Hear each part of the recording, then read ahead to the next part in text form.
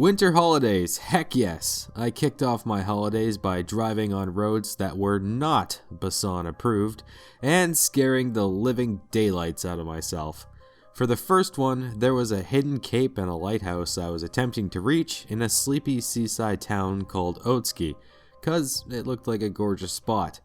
A nice paved path wound around the mountain and seemed to lead to the cape, so I thought I was golden.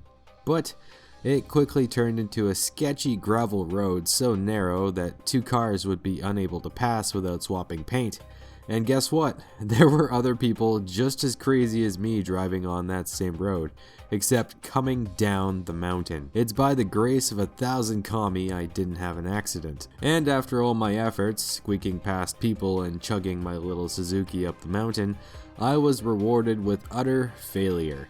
That damn road didn't even lead to the bloody coast, just a tiny Shinto shrine on top of the mountain, with a view of the ocean that was mostly obscured by trees. And the worst part was I could see the cape and lighthouse below me.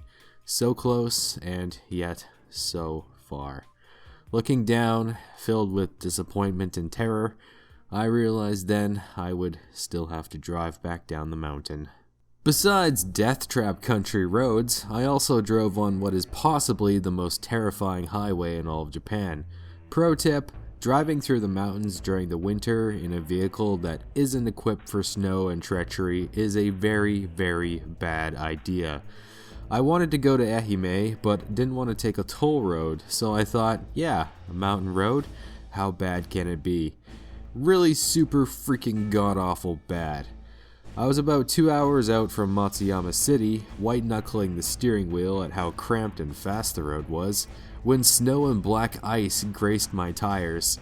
Sliding down that mountain highway with a treacherous drop on one side and cars flying past literally an inch away from me, with ice and snow throwing me around, it really made my blood run cold.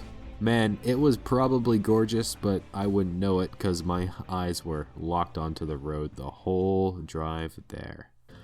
After my harrowing drive to Matsuyama, I was rewarded by wrapping around a mountain that overlooked the whole city as I entered, granting me a breathtaking cityscape view. The peace and tranquility I experienced was quickly lost as driving into the city itself was hectic. It was busy and crowded on a majority of the roads, and if you didn't have a traffic light or a turn signal, good luck, buddy. I waited at one corner for 10 minutes for a break in traffic. Despite what it sounds like, I didn't risk my life to just wander aimlessly through the city. I had a goal in mind: Iotetsu Sports Center. See, Matsuyama is one of the few cities in Japan that comes equipped with an ice skating rink. I'd have to revoke my Canadian citizenship card if I didn't go to a skating rink in Japan at least once. It was 2,000 yen or $20 for admission and for skate rentals, which is a little expensive, but I think most people spend a good 2 or 3 hours skating, watching other skaters, and drinking hot chocolate. Or at least that's what I did. So I took my time and got my money's worth.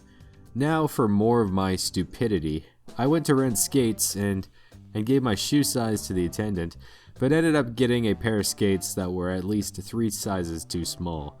So I did the big brain move and asked for skates that ended up being way too large for my feet. But hey, at least they fit, right? This turned out to be my first mistake, as I got some serious sores from the skates being too large and rubbing against my ankles.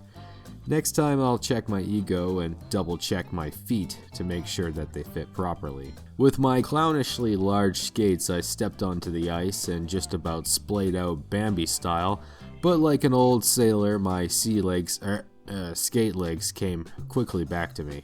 And pretty soon I was effortlessly gliding across the ice. Most people on the rink were children learning how to skate, but a few teenagers were trying their hand. About 4 or so Japanese people there were skilled skaters. A couple women who seemed to be figure skaters, and an old man who had his hands behind his back in speed skating form racing around the rink. After a while I was feeling pretty good about my skating ability and decided that I should pick up the speed. This was my second mistake. I burst forward, lost control, and biffed it hard, smashing my knee and elbow and crashing to the ice. As I slid, my shirt got lifted up and my bare stomach grinded across the rough ice. I'm sure it was hilarious as hell for anyone watching, but honestly, really, certainly not so much for me. To tell the truth, my elbow still hurts from that, but a little wipeout wasn't going to stop me. I got back up and skated, much slower, for another half an hour before I left. Also over winter break, I climbed 3 mountains. I had been training hard, doing the classic Tsunami Tower runs the month before, so I was in good enough shape to tackle some slopes. The first climb was relatively easy, just a small mountain near my house in Saga. I could literally walk to it from my home. It's beautiful, but I stumbled across this creepy abandoned factory as I was exploring around in the backwoods. I didn't go in, but thought it was worth a picture. The next mountain I climbed was Anadino. It was about an hour and a half to the top. The trail was in pretty good condition. It had a gentle incline, so the ascent wasn't too difficult. Up at the top, there was this gorgeous view of Ireno town and the ocean, and this stone statue. I saw some people had paid the statue, and when I went to pay my fare, I reached for my wallet, pulled, and then the chain on my wallet actually broke. I've talked to a couple Japanese people, and they say it's a sign of bad luck, but I'm not so sure. Maybe it's the spirit telling me I should spend some money, invest in myself and things I like. Who knows? The last mountain I climbed is near Yasugo Falls in Nakamura City. I was looking for a different hiking trail I had gone on with friends earlier, but I got mixed up and climbed the wrong trail. It was still a nice hike, although the scenery wasn't glamorous, and considering how strenuous the hike was, post-hike I feel like it wasn't worth it. It was long, steep, and the trail was rocky and sticky, so progress to the top was difficult. The highlight wasn't even Yasugo Falls, as the water trickled out of the waterfall like an old man dribbling on a toilet seat. I was told I should wait for a good rain to see the waterfall. We'll see. The true highlight of the trail was the dozens of little statues decorating the path, each someone different and decorated uniquely. At the top is a decent view. I don't know if I'll climb this trail again except to maybe work out, as the steepness really killed my legs. Also, it's a long hike, maybe a 4-hour round trip. We Kuroshio ALTs were invited on a field trip and hike with elementary school students to see a Kappa museum and a Kappa shrine.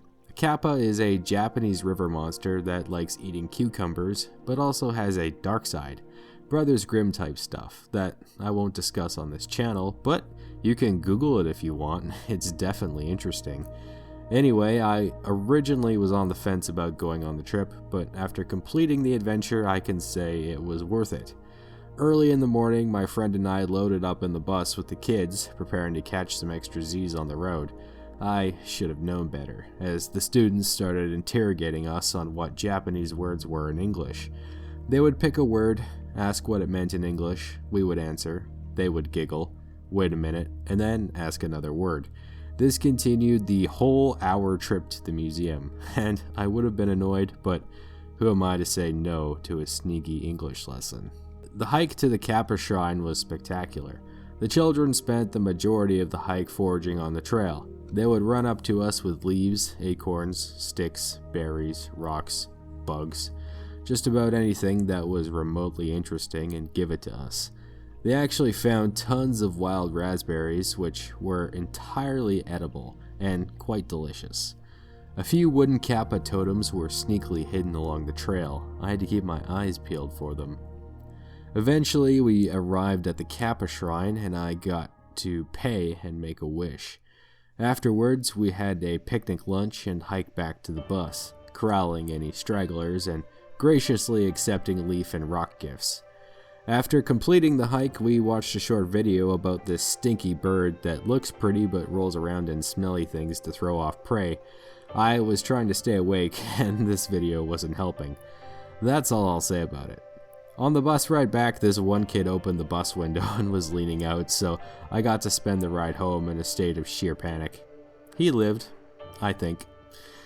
The last day of school in December was kinda wild. That day, Kuroshio got hit with snow, and it was a glorious sight to see.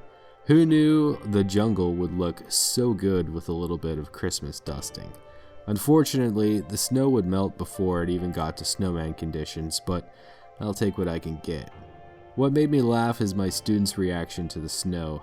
During breaks, they would go outside on their balconies and scream, lock each other out, laugh, and generally just be lively. It was the last day of school, and seeing them in such good spirits put me in a good mood too. You just gotta enjoy the little things in life. That's all for now. Take care and be bold.